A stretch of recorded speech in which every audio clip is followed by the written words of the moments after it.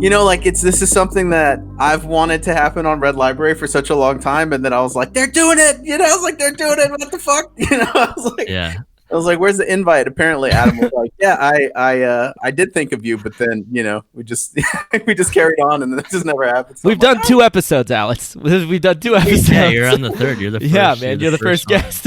One day we have to have what is the name of the whole thing? The whole Lost Horizon network. Yeah, yeah. One day we have to have a real life international meeting at some everyone. Yeah, we have talked about that.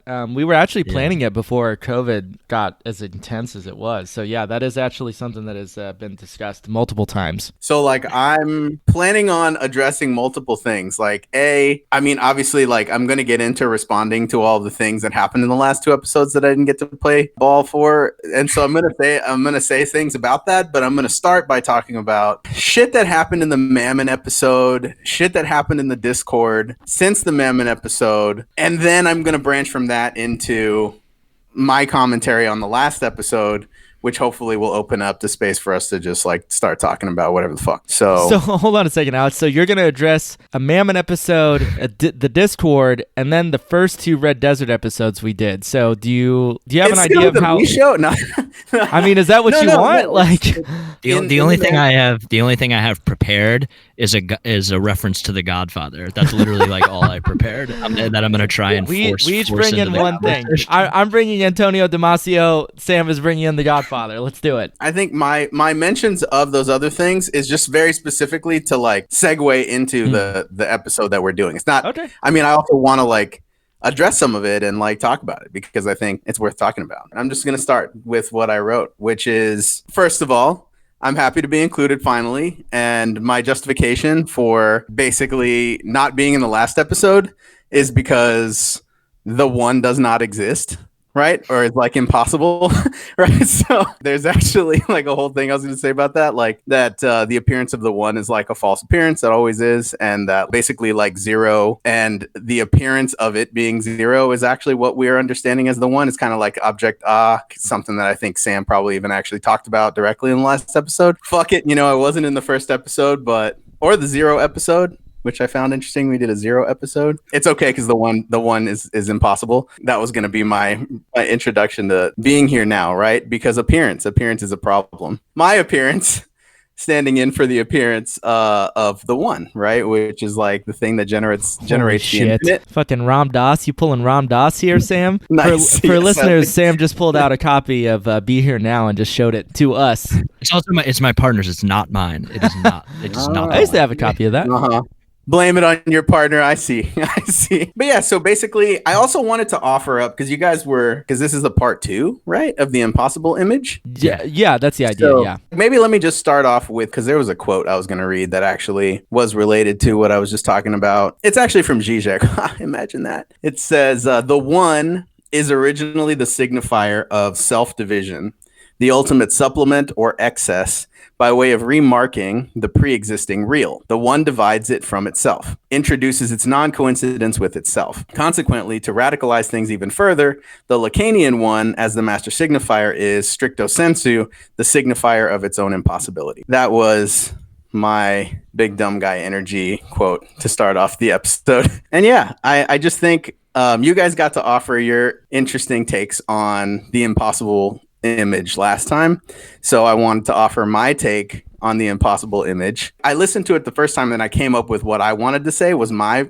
would have been my contribution. But then when I went back and listened to the episode again today, I realized that Samuel, you actually mentioned Michael Haneke, and then like that quote actually like made me go like, fuck, did I just like misremember you talking about Michael Haneke when I came up with this like example? And so basically it's kind of like a fictional narrative maybe that like I came up with a long time ago when I was explaining to one of my friends about like Hegel's understanding of like the movement of history, like the progress of history, because he's talking about kind of how it's like related to time and like as like events follow one another, there's sort of like this back and forth between spirit and like events. And then he kind of talks about like moments that actually progress time forward or like progress history forward are moments that actually move spirit and not just link one event to the next in relation to spirit. It's actually like the spirit itself that changes. And so probably butchering that in my attempt to explain it to one of my other friends, I came up with this story, and it was basically one of your friends tells you they watched like a really great movie. And then so they like invite you over to watch the movie with them. You guys put it on, and then you're watching it and you become like super immersed in the movie to the point where like it like completely enthralls you. And by the time that the movie's over and the credits are rolling, you like turn around and like you realize that like the entire world around you has shifted, and it's like you're no longer with your friend and you're no longer like in the room that you started watching the movie. And then you go to like tell your friend like, holy shit, that was amazing, you blew my mind, but like he's also not there and no one's heard of him. And like when you turn around, you know, like the screen that you watched the movie on is also gone. It's kind of like there's always this topic, right? Like in The Ring, maybe, or like Benny's Video. That's like a Michael Haneke movie. That like the thing that's inside of the TV comes and gets you, right? Like it comes out of the screen at you. But like this is almost more like the other side of like you falling so deeply into the like what was presented to you that like you can never get back to where you came from, and that you are now just like irrevocably influenced by the image. You know, obviously this is like a point of idealism that I don't think is necessarily possible, but hence the impossible image, right? In the Mammon episode, everybody just laughed at me when I said fuck Eisenstein. And like there was like this moment I was waiting for this to fucking happen. Like you have to understand, I was so tired. I wanted this to happen so bad. I laughed at you too when you said that. No one disses my dog like that. Yeah, and I didn't mean to necessarily fight. Which I think I walked it back almost immediately, but I think that I was in my head formulating something, and then I just got really triggered by Jason saying something that like about like art not being emancipatory, or like just like there not being such a thing as art anymore. And so I just like lost my train of thought because I think like ridiculous I am. I went back and I listened to the episode over and over again until I figured out where it was that he started talking. And then I like listened to the quote that Adam quoted just prior to me saying that, to where I could like get back to what I was thinking about when I said it. The quote is from Eisenstein in praise of Disney. There was two quotes actually. The first one is, the escapism of Disney was temporary but still emancipatory. He saw it as a political and metaphysical revolt. Disney was reversing the disenchantment of the modern world and leading back to a paradise regained. Okay, that was the first quote. And I think the second quote was, through his depictions of magic, Disney connected desires for metaphysical transfiguration with submission to Fortis techniques, enabling an untrampled imaginative freedom. Animation issued a unique protest against the metaphysical immobility of the once and forever given.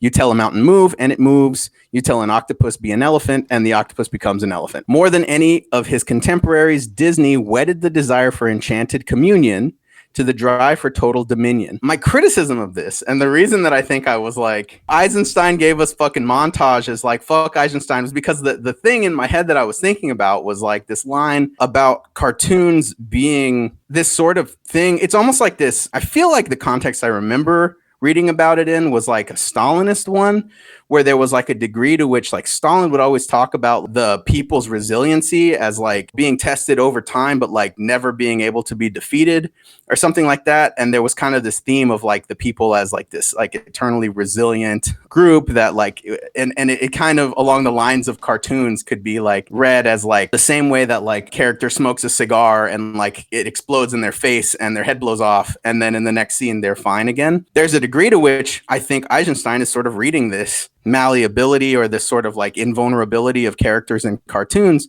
as being emancipatory, or sort of challenging these narratives of like static qualities of like ideals and all these things, sort of like the finitude of life. But I think what endures out of those kinds of narratives of sort of like dying over and over again and then just like reappearing and having the same fight forever and ever, what actually endures out of a narrative like that is the sort of eternal remainder of like the futility of struggle, right? That like no matter how many times you destroy yourself against each other or one another, at the end of the day, the struggle will maintain. You will once again find yourself in this place of struggle, and that it becomes futile. And then that, although I don't think that in itself is necessarily problematic, because struggle can feel very futile. But I think what it normally collapses into is like, so why don't we all just settle for a certain kind of camaraderie or like mutual recognition? Where like, in the end, it was the journey. It was the, the things we shared that mattered, like, might I say, like Tom and Jerry are actually just buddies, like once,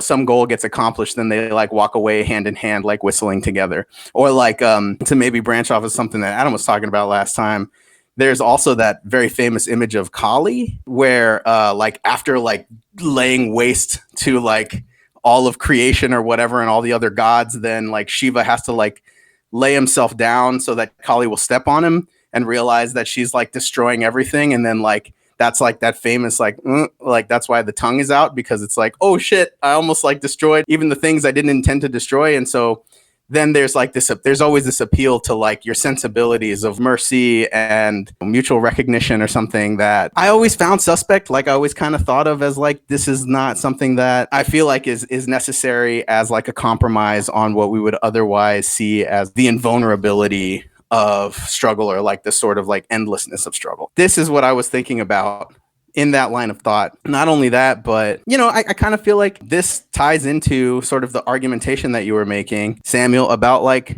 art and its potential for being emancipatory. There's a degree to which I think, once again, like I fully agree with you. I think that maybe almost like, like universally, like kind of like you were arguing in the Discord, this is like something that is just like accepted by everyone on the left for some reason. Not even on the left, just, just like at large, right? Like that art is something that only has a very limited capacity and in reality doesn't have anything necessarily to add to that emancipatory struggle. And like, I like fully disagree. I mean, I'm not saying that like art in itself is like a category for you to just like throw yourself into because that makes you a revolutionary.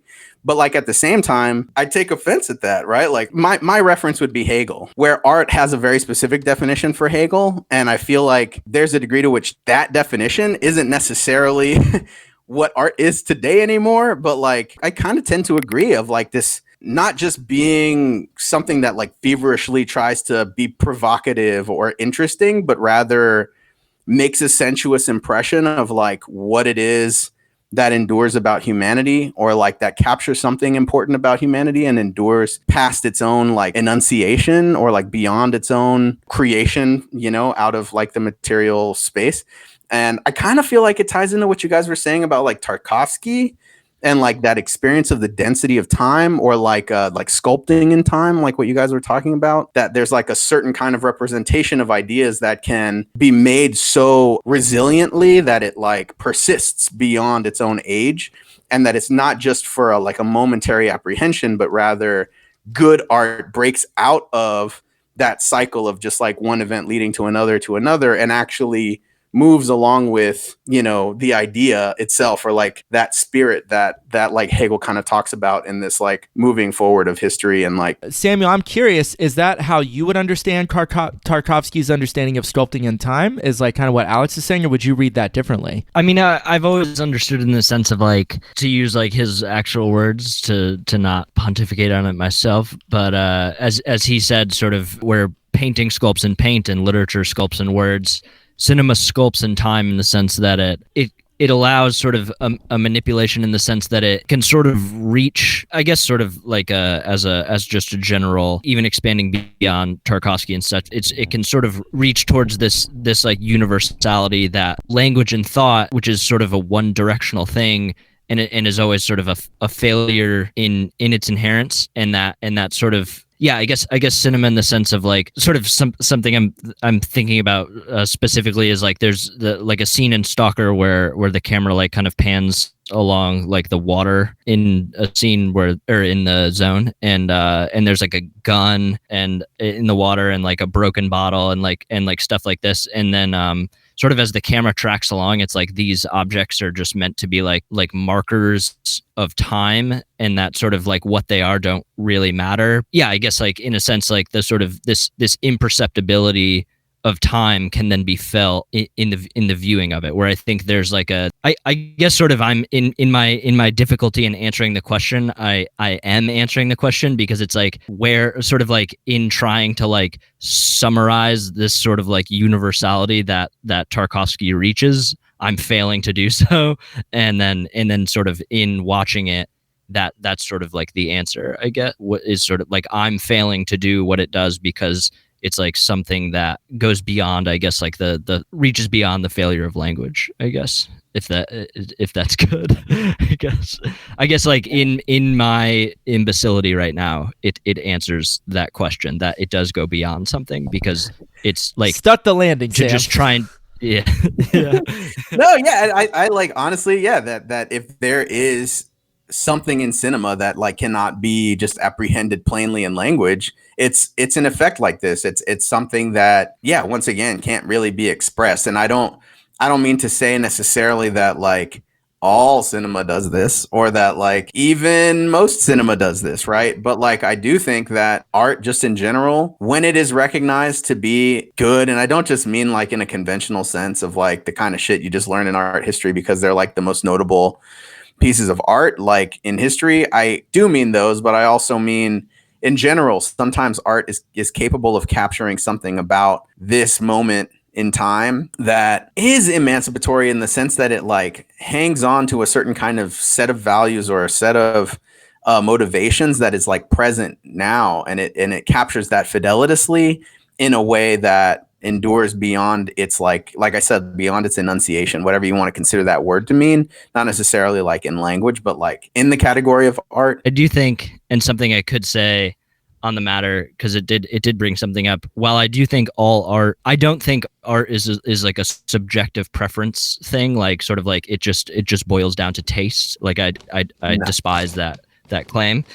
I do think there is like an objectivity of good art, which is an art that sort of reaches a universality that language and thought fails to do, but that not all art that does that is sort of emancipatory in the sense of not. And I, when I say emancipatory, I don't mean just like on its own, like you just like watch this film and you are just emancipated, but Right. I mean in the sense of like, but I think the split between what I consider not emancipatory and what is something like, and I'll just give two examples, is like I think cyberpunk films are a perfect example of not emancipatory films. Shots fired at the Cyberpunk 2077 fucking crowd right now. I may have mentioned something of this sort before, but it's like cyberpunk films follow the logic of like how crazy and insane can we make the content of the film, and then seeing that as this like radicality, even though that this crazy content, this crazy story still follows the exact formula of traditional formulaic films. Like it's still just like a protagonist on like a hero's journey. It's just like in a cyberpunk dystopia, and like with all these insane, like how nuts can we make the technology, and how crazy, how many philosophical questions can we ask about like the nature of being and stuff like that.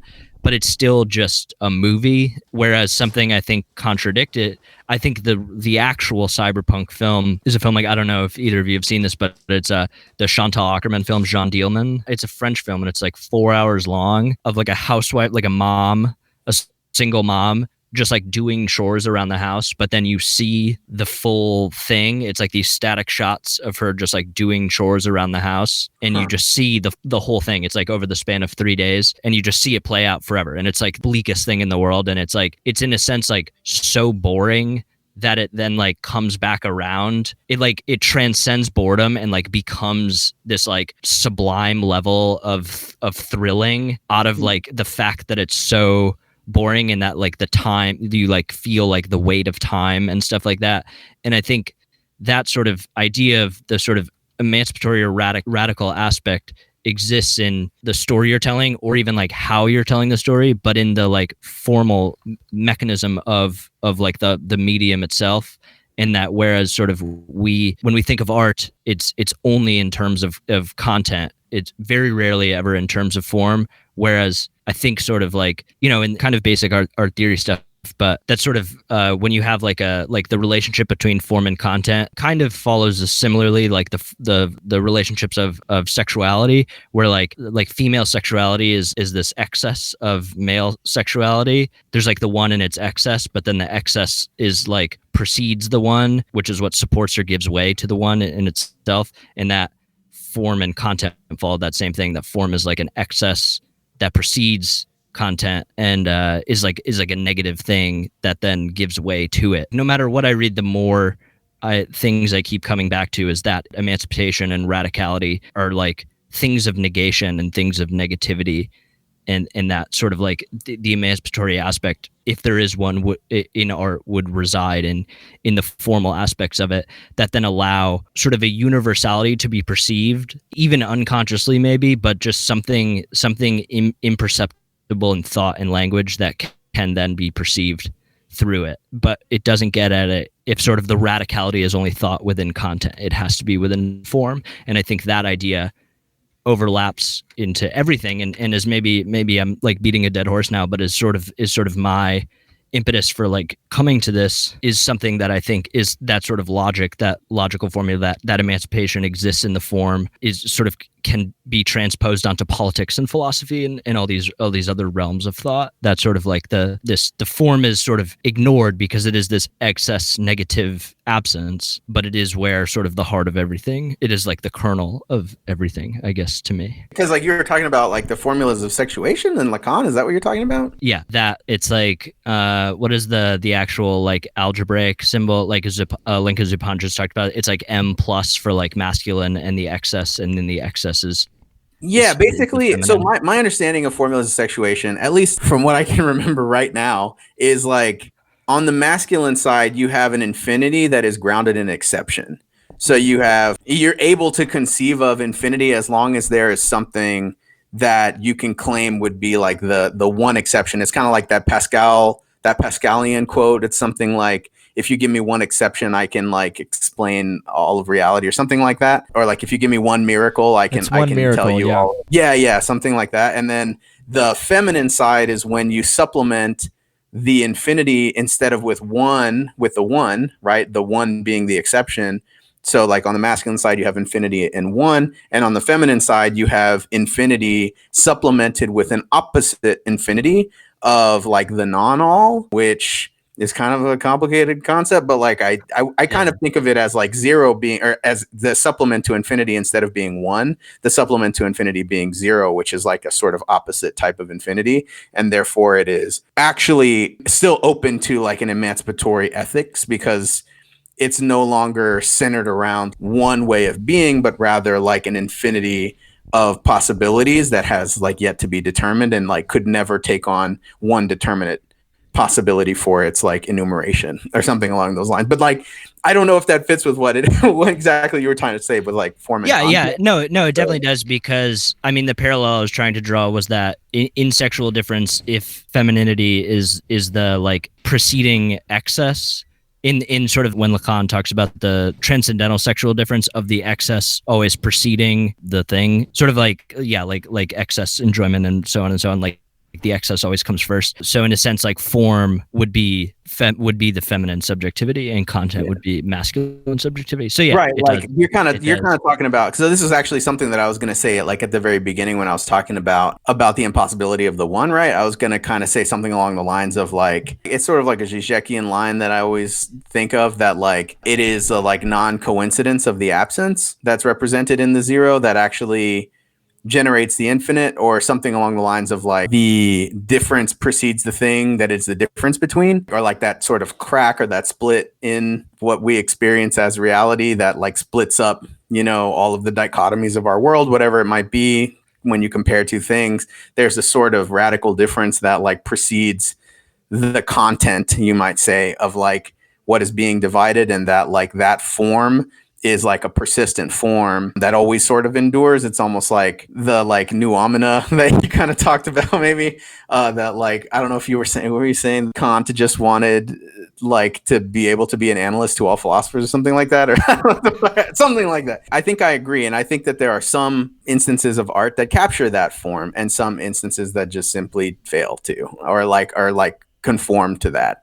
I don't know how to describe it, but there's something there. Absolutely. A couple more things. Sorry. I know I'm just like talking a lot. No. A couple more things just to like catch up to like where you guys are at in the series so far. So like my other thing was a continuation of my commentary on the Mammon episode, where like there was also an instance where Jason was talking about like architecture and like its potential for possibly being that it sort of was like limited in its scope to only like being able to create negative associations or something, and not really having access to like disalienation proper, that like despite no matter how beautiful or like spectacular a building is in its like artistic quality, that it can never make you feel less alienated or something along those lines.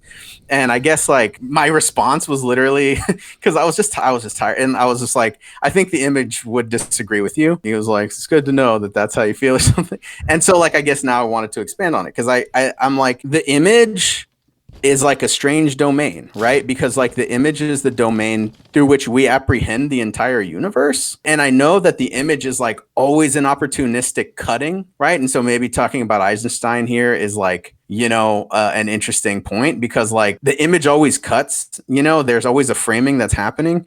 And there's a degree to which like there's something that happens when we decide to see something in a certain way, right? Like if I want to talk to Adam, for example, I know in my head, if I were to really think about Adam, that like inside of his body, there's like shit being produced by his intestines, right? And that like electrical signals are shooting through his brain, and that like, unless maybe he's a robot, I don't know, but whatever, like Adam has all kinds of things going on in like what I conceive of as like his body, for example. But like in reality, what I apprehend to be Adam is like captured in an image that I interact with. And there's a degree to which that image just like ignores whole swaths of what is factual about the situation. And that's always the case. There's never a time where our image apprehends fully that which it is an image of, right? And I think you guys had a lengthy discussion about this in the last episode, about all kinds of shit, about Rembrandt paintings and like fucking, I don't know, all kinds of shit. Basically, there's a degree to which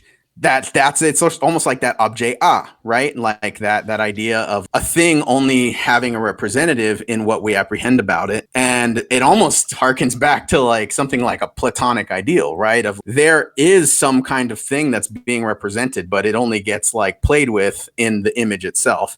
And there's no full constituted thing behind the image, that like rather what we always apprehend is like a diluted version of what we assumed to be behind it. And the thing that I was going to go to from there was that like the problem with like that Platonic ideal isn't so much that there's like a duality to this, that there's like some realm beyond that we always have to try to get to. So then we end up looking for like more and more accurate, or like more and more fidelitous art, like fidelitous in the sense that it's fidelitous to the idea of what's supposed to be represented, but rather like, how is it exactly that out of this material ubiquity that we're all a part of, does this phenomena of appearance happen? How is it that something appears in this like soup of stuff that we find ourselves immersed in? You know what I mean? And I think Hegel would say that that's what's human in us, right? Is that we are sort of like that representation that the material makes back to itself, that sort of like redoubling. The subject is the self-mediation of the object. Is that what you mean? Yeah, something like that. And that you guys kind of were talking about, or I guess just to finish my thought, like that was my response to like Jason. And like, that's what I was meaning when I said, I think the image would disagree with you, because I think there's a degree to which there's always a certain kind of framing that we're doing when we apprehend an object, right? And when we represent something to ourselves. And by saying that like architecture has this like limit, this like hard limit of like not being able to influence someone's alienation, I think is like consequence of your framing and a consequence of the image that you have of what architecture is capable of, and not a limit that is like in architecture proper. I think that there absolutely could be architecture that would like make you feel less alienated, right? Maybe not by appearance, but by design. Hold on one second though, like, because I don't remember Jason saying inherently that like architecture could never do that. I think it was the idea that architecture in the way that we typically experience it is profoundly alienating. I mean, whether Jason or anyone else would say that, there's some inherent limit to it, I mean, I'm not really sure. I think my remembering of that discussion was just primarily around the way that we experience architecture primarily now, and how it does contribute to alienation, and the idea that whatever the be-all, end-all, end of capitalism would be isn't necessarily going to be found in the architecture, even if there are certain things that it can do that could be more emancipatory. That was my understanding. Yeah, and he definitely since then has like absolutely clarified. And so I don't, this isn't an attack on Jason. Like I like Jason. Like I'm not trying to be like, Jason, you were wrong. Like that's not, please don't misunderstand. Like, I just felt like I needed to clear up my incoherent, like, babblings of like a like exhausted person on that podcast, because I kind of felt like my participation was inadequate. So sorry, I'm not trying to attack Jason here. Like, That's why you have shows in the first place, is to like wildly attack anyone on it, and they can't refute you, because it's like that scene in The Wedding Singer when Adam Sandler's like, I have a microphone and you will listen to every word I have to say. yeah, exactly.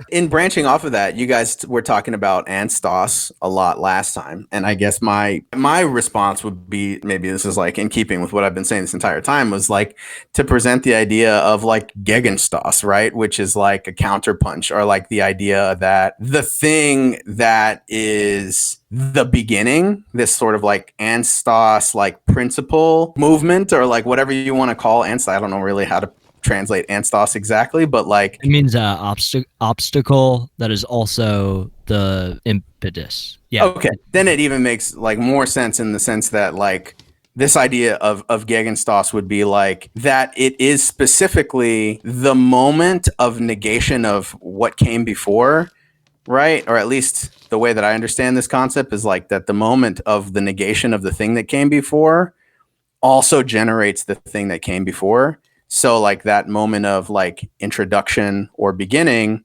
as a negation is not a negation of something that had like a fully constituted existence prior to its negation, but rather took on a fully constituted existence at the moment of its negation. That was going to be my offering of something. Do you mean like in quantum mechanics, where it's like the observation disrupts the atom, and then that disruption is what is then what reveals and defines the system to you? I don't know. Do you guys know? That's interesting. That's not a direction that I probably would have taken it, but that's interesting. Like, I think that, yeah, there's probably some homologue to like be pulled out of like quantum physics, and especially with regard to like observers, and like how everything in physics and like the way that we describe forces and like understand physics like kind of has this point of reference, which is like a system being observed, you know, and that there's not really a definition to like what it means to be observed, other than like things are different when there is an observer versus when there isn't. No, I think my example would be maybe something more akin to like when you, for example, like you experience like a really serious breakup, and then you have this like period of time where you're like conceiving of yourself as like having experienced this great loss, right? And it's like you're having all these like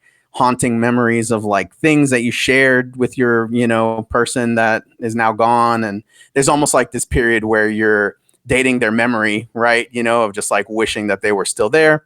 But then there's kind of this idea that when they were there, like when they actually were there, none of that stuff that you fantasize about and haunts you after they're gone was really being experienced by you in that same way. It's almost as though the substance of the relationship before it ended does not actually have the character of that which you remember, right? It's the loss itself that makes it take on this like beautified form that makes you feel that longing for a thing that was lost, but rather it was never really there in the first place, that like you never experienced it in that wholesome, perfect beauty that you imagine it to have had after it's gone. I have to say though, I mean, I think that's a pretty like extreme Lacanian interpretation of like how like retroactivity works. I mean, I think that I would side with Mari Rudy on this. I mean, I think, yeah, in certain respects, like the idea that fantasy like constructs the experience and that you only kind of like it persists afterwards, but it never really was that thing. I mean, I would side with Rudy on this and say like, I mean, yeah, maybe in certain respects, but I think there are certain elements of experiences which do persist, that do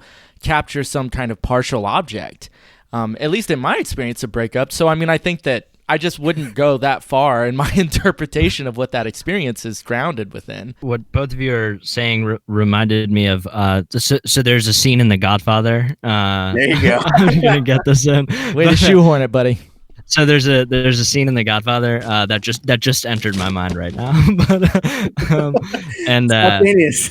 But it's like, so there's a scene where Michael goes into a phone booth to make a phone call. Al Pacino's character, and Kay, Diane Keaton's character, his girlfriend, is standing outside of the phone booth. And then there's a shot of like the outside of the phone booth, and then Michael on the phone, and then Kay outside of the phone booth on the other side. And then there's like the pane of glass between them. And then obviously like that, it's the point of the film where their relationship begins to dissolve and it ends up not working out. But that's sort of like the scene as the like symbolic moment where it's like that sort of him in the phone booth and her outside of it is like symbolizes this difference or this distance between them, and that's sort of the beginning of the dissolution of their relationship in the film. And when you watch it, you see that it's like, oh yeah, blah, blah, blah. There's like this sort of image that symbolizes the dissolving of their or the beginning of the dissolving of their relationship and stuff. But them in that moment, the two of them, he's just on the phone and she's just waiting for him.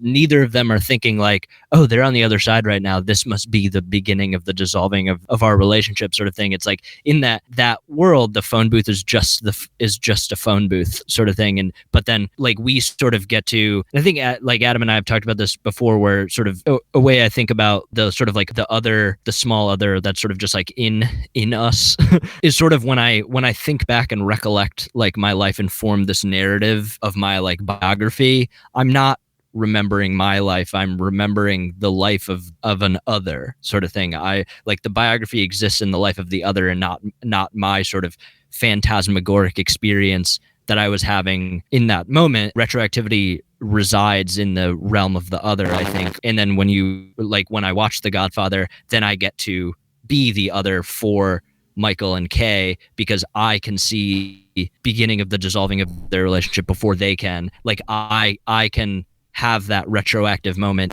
in real time in watching the film. They'll have to realize it retroactively. Whereas, but even then though, like I'm just trying to like think about that, you know, in some sort of like very concrete way. So it isn't necessarily that Michael or Kay would recognize that as the moment either, right?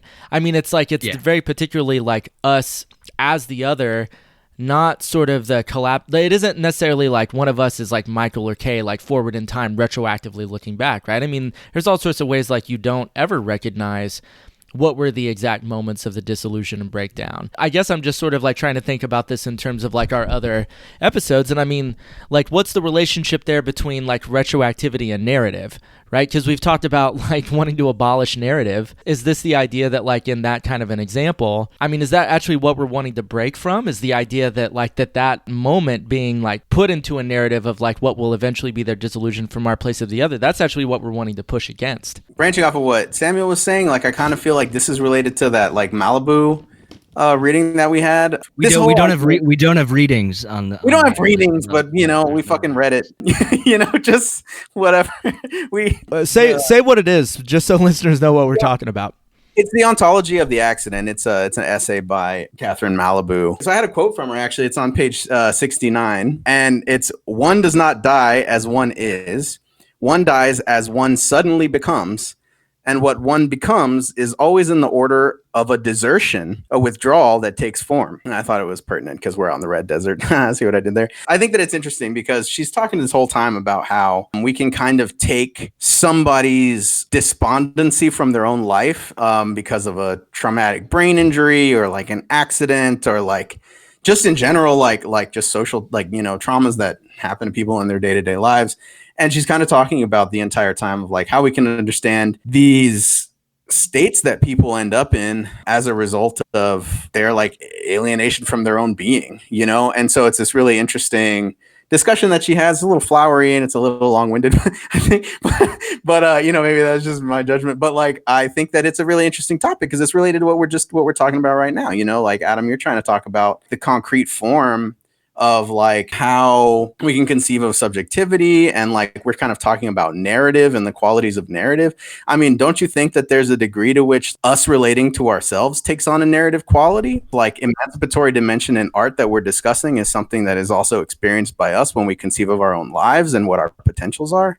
Yeah, of course I think that. Like, that's kind of my whole point. Okay. It's like, I'm not disagreeing with you. I mean, like, what I'm trying to get at is I think that, like, you could listen to what we're all discussing, the first two episodes in this one as well, and maybe come away with, I mean, I don't know what people are coming away with. I don't even know if we know what we're coming away with yet, but I think there's an idea. Yeah, that's the point. That's the whole point of the show. But, like, the thing that I'm trying to get to is I think that there's a discussion around, like, the idea of, like, narrative being this thing that, like, reinforces content as the place of radical emancipatory potential. And I think that like what we're trying to get to is I'm firmly in agreement with Comrade Sam over there that in itself is a very limitation, that it's something that kind of always traps you within a certain form, and it like doesn't even begin to even ask the question of content and form. And this is maybe my take on the image as well.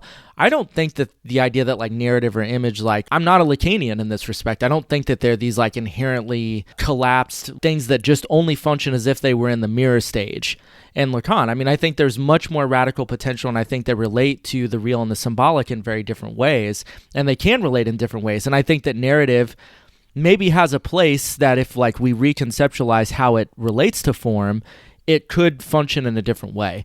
So like my point is like, yeah, of course that's how we relate to our lives. The whole nature of how we experience subjectivity is as a narrative. Like the point is to figure out like how does narrative as it might relate to what we typically think of as content, what does that tell us about subjectivity if we could then say, what is the universal that appears through the content of the narrative of us as subjects? Like is there something that if we knew how to look at it in a particular way, or we could analyze it, or like just, I don't know, fucking hit it with a hammer in the right way, we might be able to reconceptualize what subjectivity means. That's what I'm interested in. The point is to figure out what is a actually emancipatory narrative for us as subjects, because I don't think we know that.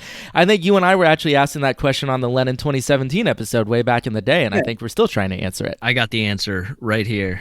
Is it the Anstos? Lay it on us. Let's go. I think sort of it gets back to, I don't want to harp on just like the examples we used in the last one, because I feel like sort of a maybe qualm I had with us on the last one was that we really like danced around the idea of the impossible image by like talking about like sort of like almost like the way Freud does in the uncanny, where he, instead of like telling you what the uncanny is, he just tells you a bunch of stuff that is uncanny. And I think we kind of did something similar to that. We just kind of like, we analyzed the examples, but then I sort of in this one, if there's any goal, I think for me, I guess it would be like, okay, like let's do the other half of that now. Like, okay, we like analyze the examples now, like what is the actual thing? As far as like what is sort of a narrative, I think the example from the last one of the sort of frame in the Gardner Museum sort of illustrates that nicely, where it's like if you kind of take this equation of a primordial like formless otherness chaos, like sort of in the sort of Fichtean sense, which gives way to like notional forms, which then produce content. If what is a way to move through content to get to that notional form, to then place the primordial formless otherness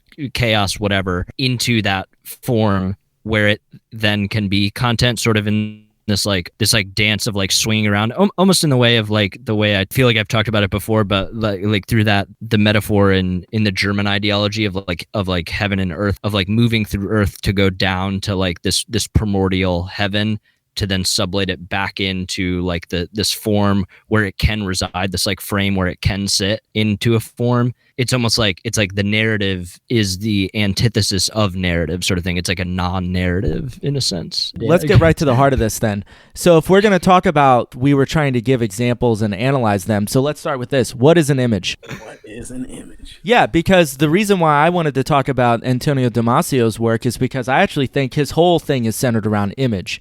Like he talks about image nonstop in his relationship between the brain and the body, but it provoked an interesting question that I think we need to answer pretty directly, which is if we're talking about impossible images and that's supposed to be this radical emancipatory thing, then what is an image? In the sense that Damasio means, or just like in no, general? Just in general. No, in general. Like I'm just saying, like, because we're talking about image as like things in film or like a piece of art, but to me, if we're going to talk about image, it has to be much broader than that. Because if not, then I think we're going to always risk just collapsing everything into like a theory of aesthetics, which I think, correct me if I'm wrong, Sam, but the idea behind this whole project is not to just apply aesthetics to everything, but to find some sort of common thing that can actually, like a through line through everything. Yeah. So I think that we need a definition of the image that isn't collapsible to just aesthetics. Sure. I mean, like what I was getting at before is that the image doesn't really exist in the sense that, I mean, this is like the whole theme of this episode, right? Is that the image is impossible, or there's a degree to which like the image has this impossible quality, and that impossible quality, at least from my perspective, or like how I understand it, is that the image really doesn't consist of specific content necessarily. It's a way of framing, like a way of trying to capture what there is that implies a certain form of content, right? It's not, I don't know, like I don't know. I don't think that you can just say, it's almost like you could think of an image as an impression. It's not something that captures all of what's there, but it's absolutely meant to leave certain aspects obvious and it absconds others. Beyond that, I don't know. It's almost as though, like, without invoking aesthetics, like, I'm not sure. Like, what do you think an image is? Well, I'm starting to actually define it as probably some sort of, not so much like an image and aesthetics, like a painting or a picture, although I think that can be part of it. But I actually think what I am leaning towards is something more of like a map of a particular way the body and mind are interacting with objects in space. And it's like a way to map that relationship between the two. And I think that is also where affect, which we were talking about, is so key in the work that we're trying to do. Like affect, in what we talked about in episode 1, is like the interstitial space between us and the object. I think that, like, what I'm interested in things like Damasio's work is the way that I think he doesn't talk about it this way, but I think he is at least reaching for a way to talk about, and he mentions this, he's like, images can be a picture, it can be an object, it can be a person, it can be an internal state, it can be an affect, it can be an emotion. And I think you could definitely say, well, it's like, then images are everything. And it's like, well, yes, they are. Like, that's the point. Yeah, like, yes, like, everything is like mediated. And Sam, you talked about this too. We're going to have to do an episode on mediation, because I think what we're getting at is, like, for me, an image is a certain, like, mapping of a mediation between, and I'm saying the body of the subject very directly, and this is where I'm talking about this coming from like a psychoanalytic and like clinical perspective. It's a mapping of the body in relation to, like, quote unquote objects, either externally or internally. And in some way that we're trying to mediate how these things react and relate to each other. I think affect is a primary piece of this through, like, you could say almost like a map. That's why I picked the image of Shiva in the last episode, because I think what that image is, fetishized, constructed consciously or not, is it's trying to map a particular relation of the body of the subject to its objects, whether internal or external in space. I don't think that totally solves the problem. I do think that it actually gets us to something much more, to me, useful and helpful whenever we want to talk about, like, what the image is and how I think there could be a through line. So there's, I think in Origins of the State, Family and Private Property, Engels has that line that life precedes consciousness, consciousness doesn't precede life. But I think, do you guys remember if that's correct? That sounds like some Engels bullshit. Let's go with it. That word you used, it sounds right. Okay. But I think, all right, so if that's right, I would say that it's true in the sense that life precedes consciousness, but then consciousness has to arise in order to be aware of life. It's a retroactive thing that, like, life precedes consciousness, but then consciousness precedes life in the sense that consciousness arises that then is able to grasp life and then creates the image of life creating consciousness in the sense. And I think that that's sort of what an image is, I guess, to me, is the consciousness's formation of sort of a development. I guess, just to use this example, consciousness is image of life giving way to itself. Is that a definition? Yeah, actually, that reminds me of Ilyankov's ideas that we talked about a little bit too. You know, the whole point of communism is essentially just so, like, life in the universe can become aware of itself and to restart the universe once it all fucking dies out. You know, like, I mean, I think that, but there is a way that I think it is capturing kind of what you're getting at too, Sam. I mean, again, Ilyankov would describe it in a very different way, but I think that the form. I think the form is, like, maybe something that is definitely resonating with those two things. Well, could there be a degree to which image has this quality of linking together like disparate things that we apprehend simultaneously? Like, I'm trying to relate to, like, your idea about, like, the body atom and kind of like the body in relation to like, I guess, like a set of circumstances you said, or something like that. Yeah, like the way I would think about it is almost like internal and external objects, and that they're all like, like I would definitely say calling it like a set of circumstances is actually a pretty good way to describe it. Okay, well, and so, like, I guess in my head, I mean, this is maybe just gonna sound opportunistic, but, like, I think that it reminds me of, like, that scene in Blue Velvet where Zizek is, like, talking about the scene, and he's saying that it's like like Wait, Zizek is in Blue Velvet? yeah. This is my memory of Blue Velvet is like when it's like Pervert's Guide or like yeah. whichever Okay. in whichever one when he's presenting the theory that Oh, when Kyle MacLachlan is like in the closet watching yeah Dennis is like Hopper. is like hearing is like auditorily perceiving his parents having sex, and that the scene in Blue Velvet that's like super violent and kind of like not grotesque but like a little disturbing is like what his mind was filling in all the gaps of like trying to like bring all of those disparate things that weren't necessarily related in the way that we see it on screen. Like that's not exactly what he was experiencing, but that's in his mind what it was that was put together about all of those impressions, like all of those simultaneous impressions. I think that idea of like there being a way in which our sense of reality, because we are like these biological sensing machines that are like, I hate to use the word machines because like, okay, what the fuck does that mean? But like there's a degree to which we are sensing our environment and we are experiencing it through physical apparatuses. I don't know what the fuck. Those apparatuses are faulty. Like we know this in like all these different kinds of ways. Those apparatuses are like constantly failing to represent for us what's in front of us. And not just in the sense of like that physical, like sort of biological way that we can sort of like dupe the senses into doing the wrong things or giving us the wrong impressions, but also in the sense that in a greater sense, almost like in the sense that Samuel, like you're talking about, like this consciousness is sort of like impression of its own generation from the material that is pre-conscious. There's a degree to which all we're ever doing is stitching together all these impressions that we have that are like flawed in themselves, right? Like that there's like a degree to which like there's such a malleability in the way that we apprehend the reality that we experience through the image. It's almost like a strange conundrum that we're facing here, right? Like we're asking this question of like, how can we conceive of the subject as like an emancipatory version of itself?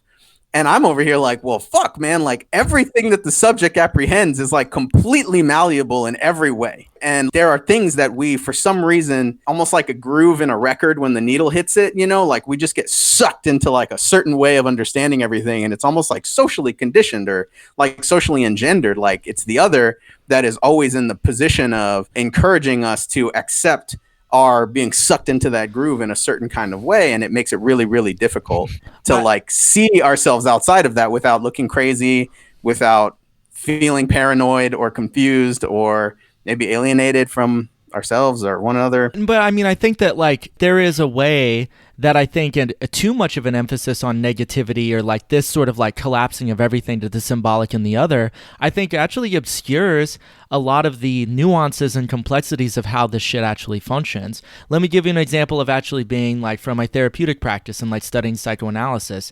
Yeah, sure, like the other and the symbolic kind of like, quote unquote colonize us in this way, and it can lead us into this way that we like get stuck in those grooves, right? And we like, and to break outside of that appears to others within the symbolic, whatever, like the hegemony or whatever, that like we are only this, like, or we seem like strange and bizarre.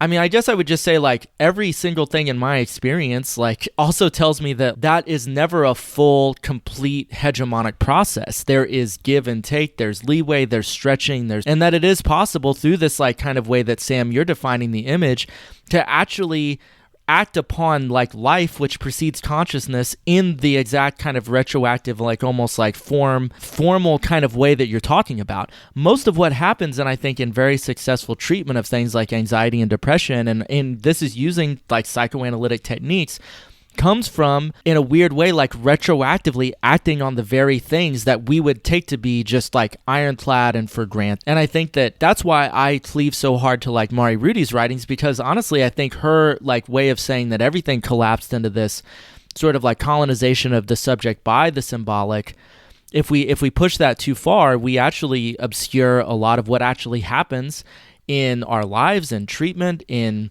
how we make sense of the world. So, I mean, I think that like that's important to recognize that. I think that we have to be cautious about pushing that to this brink, which I think is important to recognize while also not kind of seeing everything collapsed into it. to me, I just don't think that allows for anything that it could ever be really emancipatory to me. So Adam, when you're talking about everything being like collapsed into that sort of socially determinate subjectivity that we're talking about, I guess I'm not really sure if I'm like understanding super clearly. Like, so you're saying that, or like you're trying to find a way of interpreting a version of the subject that isn't fully within that horizon, or like that, like, I guess maybe expand a little bit on like what you think is like collapsing everything into like one version. Happy to. So most of the time whenever y'all are talking about like Zizek and Lacan and shit, like I do not agree with like the fundamental readings that most people are doing about the source materials. I've read those source materials and I think that we have to be very critical of how they're being adopted. I think that there is a tendency to read Lacan, depending on the phase of Lacan's writing that one is drawing on, to basically like interpret it as if the symbolic and the way that the subject becomes the subject through the image, through the imaginary, it is very easy to interpret that as if that so fundamentally constrains and traps the subject through the image and through the symbolic and the master signifier that there is no escape from it. Like the other, the capital O other, is just always so like deterministic that the only way you could ever like break out of it is in, I mean, I don't know, like maybe you could say the female form of situation and like jouissance that exists like outside of the body in different ways, especially in things like childbirth or mystical experience. I mean, that's directly out of Lacan, right? That's seminar, 20 for the forms of situation. So we're talking like later Lacan, right?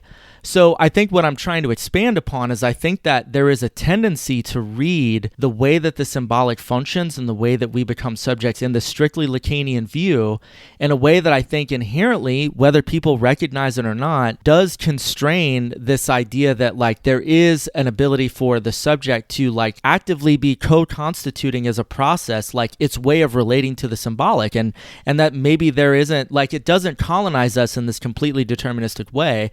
Now, whether like that's kind of what you both think, I'm not really sure, but I don't think that. And I think that there's a tendency for most people doing real dumb guy Lacan shit to read it that way. And I think it's a horribly flawed, limited understanding. And I think it basically reads Lacan as a fucking conservative and then adopts a conservative view from Lacan and then tries to smuggle that into emancipatory politics. I think it's fatally flawed. Does that make sense, Alex? Yeah, I mean, it makes sense. Yeah, I think I just like maybe am also on the side of like, I think that that's dumb guy Lacan. I know. I know you do. Like, I know you do. Of course. Yeah, that's fucking stupid. I know, that's real dumb guy shit.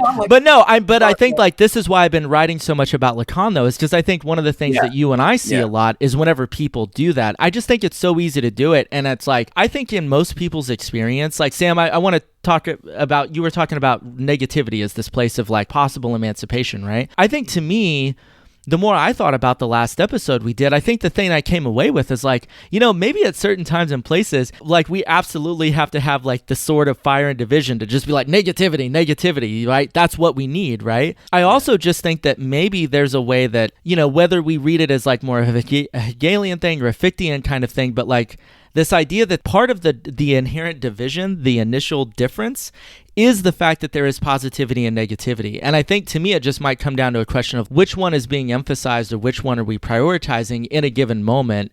That might be kind of something to think critically about. I think for me, I tend to be more interested in like, how can we hold both of them at the same time? And I think that's what I'm trying to get at with what I think the impossible image might be, or what I would think of as like, it's somehow a quote unquote image which captures this relationship between the subject and its like, you know, its conditions or its context or its situation or whatever, its objects, that somehow can emphasize both of these elements at the same time.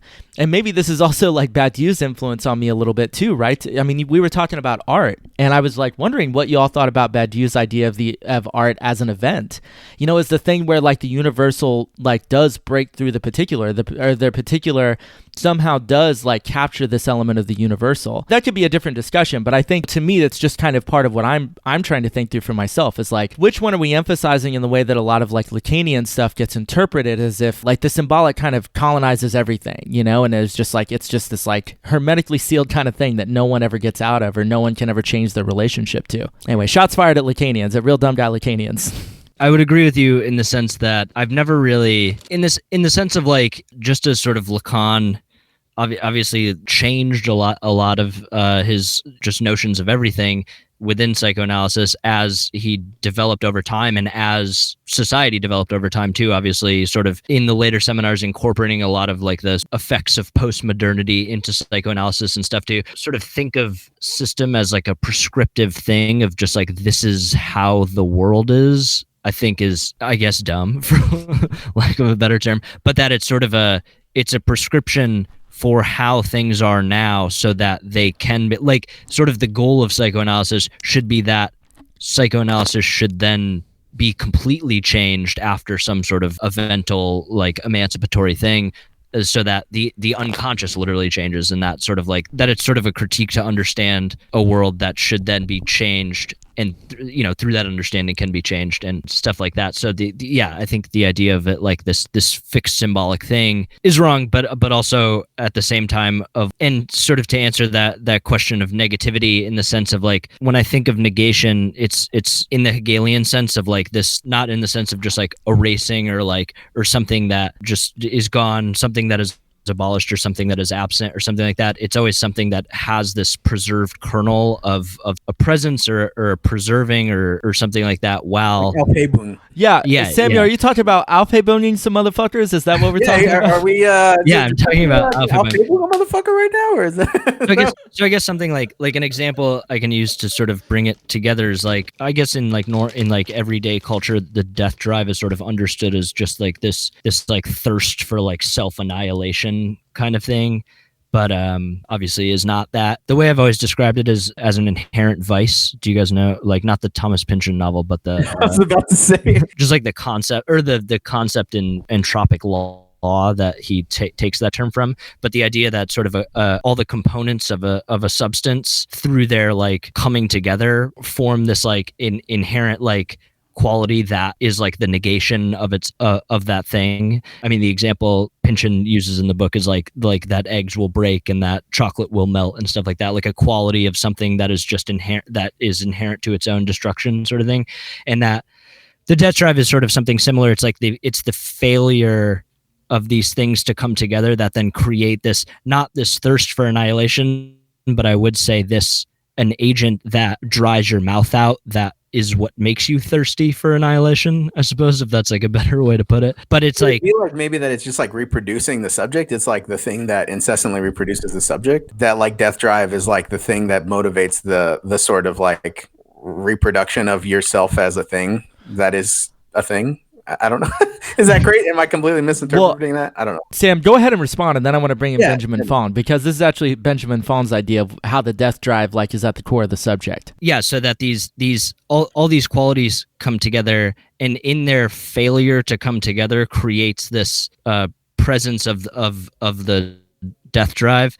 But it's not like a unique quality of the subject or something. It's something that erupts out of the failure of all of the qualities of the subject to come together. I mean, I was just talking about that in the sense of, just to use that as an example of like, that's what I mean by negation. When I talk about negativity, there's always sort of the underside of positivity. I guess maybe positivity isn't the best word, but that the negation is like, I guess the formal, there's like the underside of positivity to all negation, I suppose, that the two are not these dualistic terms, these two things that sit together, but one is like the underside of the other. I think this is super helpful for us to state this really clearly, because I think that even in the way that I hear, let's say the way that negativity might be talked about on like Y theory and stuff, I think that this is a really missed element of what we mean whenever we talk about negation.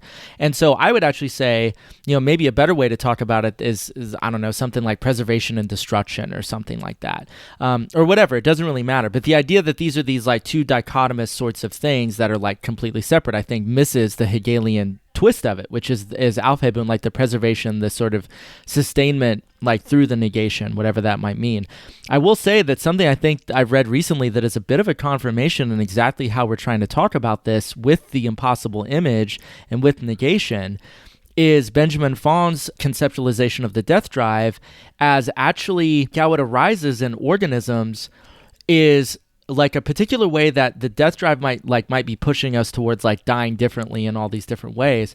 But the element that's also there that has to be grasped is that after there is like a sort of, let's say, a potential moment of destruction, like in the organism's relationship to the environment, one of the things that also happens is that sort of possible destruction will like create like layers of like dead cells or layers of tissue or whatever it might be that are exactly the thing that help that organism preserve itself and actually be more functional and adaptive in the environment.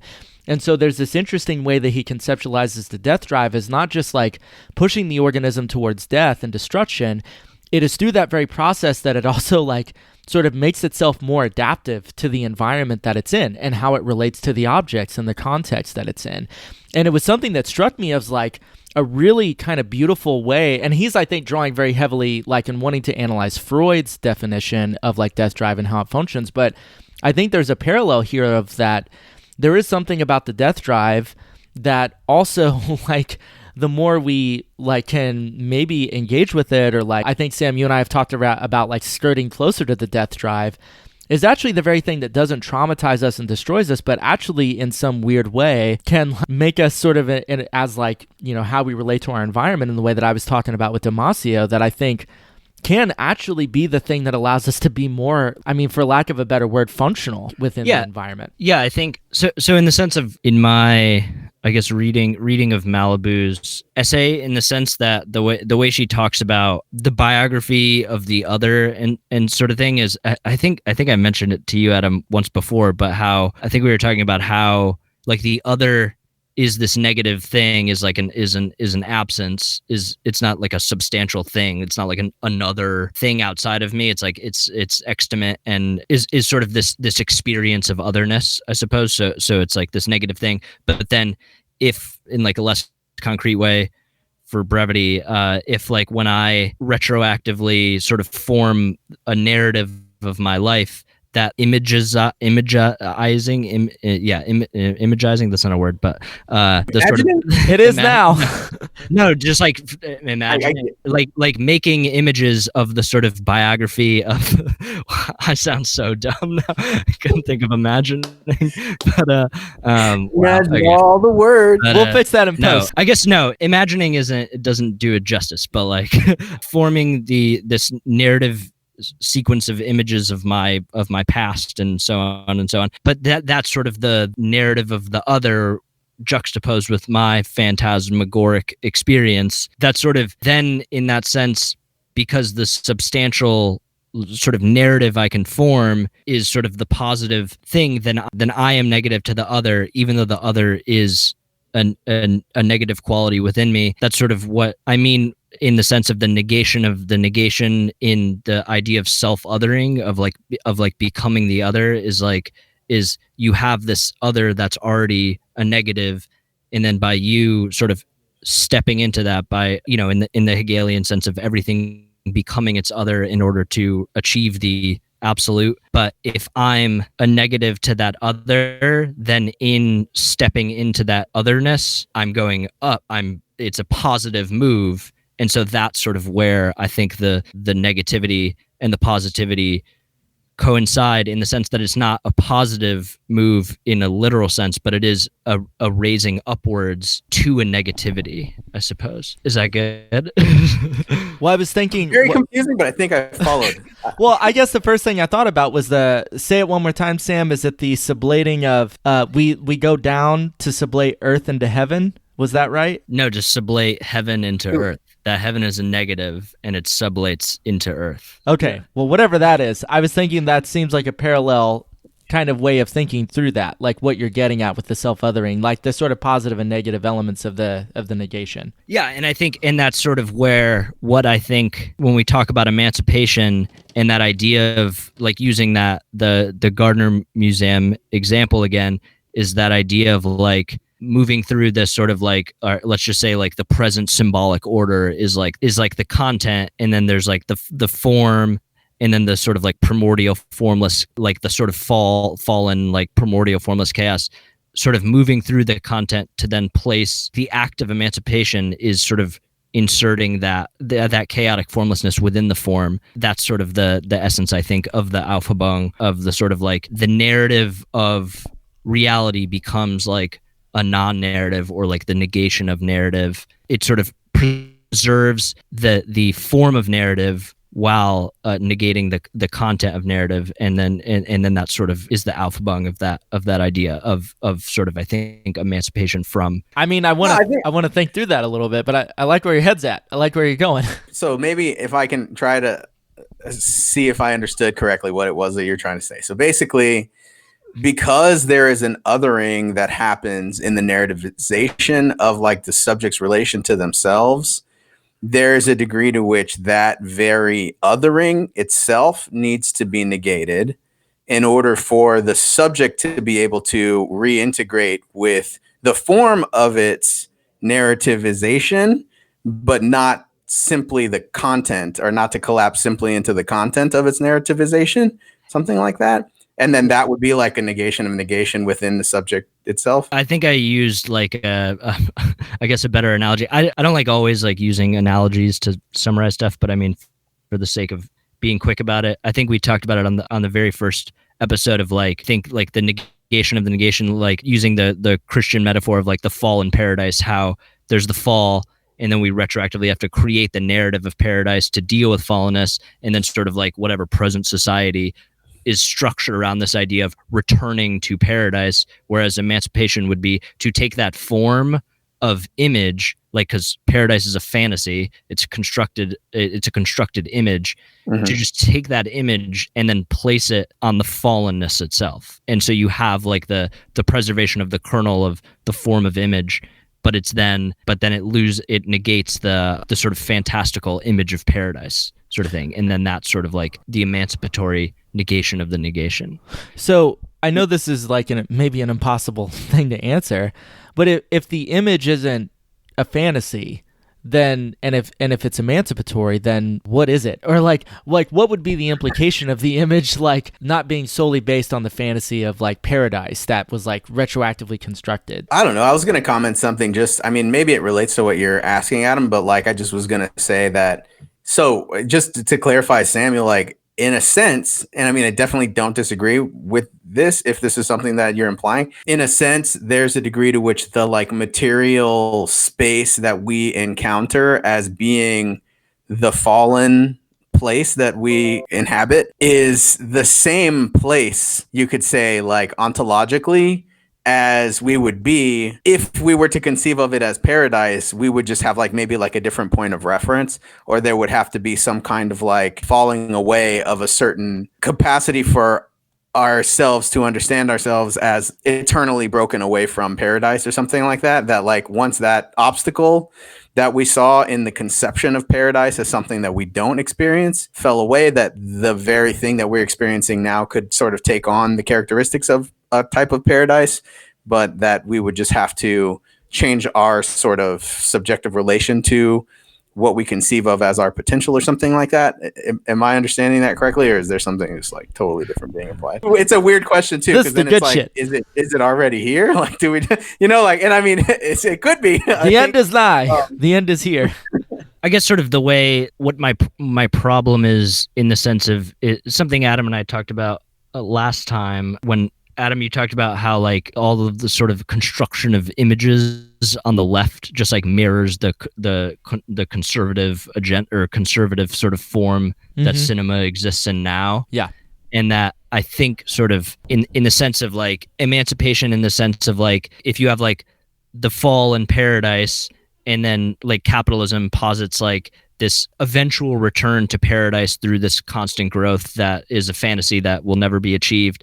And then if communism posits that sort of form of society is a lie, but we have the real paradise, come with us sort of thing, that it still remains in that form of trying to achieve some sort of state of paradise, rather than realizing that the thing to be emancipated from is the idea of paradise in itself. That's very Hegelian. Yeah, I like that. I was gonna try to make some kind of like comparison to this idea, because like it started like sort of my gears turning in my head, and I was thinking about how like, so like for example, failures in the process of like trying to achieve something are always seen as like an indication of like the superfluousness of like the attempt. So like, I don't know, maybe like if you were to think about something like, all I can think of right now is like the terror, and how like it's always seen as like some kind of like embarrassing moment of just extravagant violence for no reason that didn't really accomplish anything, by its critics, right? Obviously, I'm like, hell yeah, the terror, it's great. But like on some level, I kind of feel like there's a degree to which it's easy to see those moments of like what in hindsight or in retrospect could be seen as a failure. It's easy to like sort of write those things off as like, well, that was unnecessary too, or that it should have never happened that way. But rather, maybe there's a way that we can conceive of our current ability to look back into the past and say that something was superfluous as like the success of that endeavor, that like there's a degree to which if it hadn't failed and we weren't now in a position to understand it as a failure, then it truly would have been a failure. It's almost just like in the recognition of like some failure to achieve something as superfluous, that we can recognize its true successes. Or like, I don't know, maybe this is like completely ridiculous, but there's like, I don't know, something about what you were talking about made me think about that, like that notion of like there being a necessity to certain varieties of failure in order for us to like truly apprehend the position that we're in to succeed. Or that like maybe what I'm saying is nonsense. I don't know. I don't know why I found that to like in my head to be related to like what you were talking about, but there was a connection there, and maybe I just lost it. I don't know. Go ahead. Alex, I was just gonna say, I mean, I don't know if this is kind of what you were thinking about, but I was reminded of Beckett's fail again, fail better, and this idea that maybe there is something about, it's, I've tried to find this quote actually since I think we did episode 0, but it's this Rosa Luxemburg quote about, we only make sense of the revolution and the failed attempts at it once the revolution actually succeeds. It's like we can never fully understand what failures actually are until something actually succeeds, in which to like retroactively then like give them a sense of coherence, or like to relate them together in this like in a way that they were formerly disparate. I mean, I don't know if that's kind of like what you're thinking, but it was definitely something that jumped to mind hearing you talk about that. Yeah, it's like something about kind of like, like the logic of like apology, that like there's a way in which like after you've done something wrong and like then apologize for it, that somebody might respond to you and say like, it's nothing, like, like you didn't have to apologize, but that like it's almost like you can't actually forego the apology. Like the apology has to happen in order for them to be in a position to say like, it was unnecessary, you didn't even have to apologize. But that like if you just never apologized, they would be in a completely different state. Like they would still be in a state where, it's almost like if you get rid of the thing that is seen as superfluous in the end, then there's a degree to which like the transition can't happen from one to the other position. Like if you get rid of the thing that helps you transition from here to there, then you won't end up there. You'll just end up back here. It's almost like you can't really skip over that, like that moment of transition from one to the other. And like, I think I was trying to like pull something out of that with regard to like what Samuel was. I mean, yeah, I think it's all related, but maybe I'm just too tired to make that connection right now. I love how we're getting to the end of an episode where it's just like, listen, that might have something to do with whatever the fuck we're talking about, but I'm just too tired. I am also there. I am fucking crispy as a well done French fry at this point. I don't know. I feel like I've said whatever I wanted to say on this episode, so I feel I can just forego final thoughts. Honestly, I am wondering about maybe what we feel like we want to do next. I personally would put in a vote for doing an episode on mediation. Personally, I'm groovy with whatever.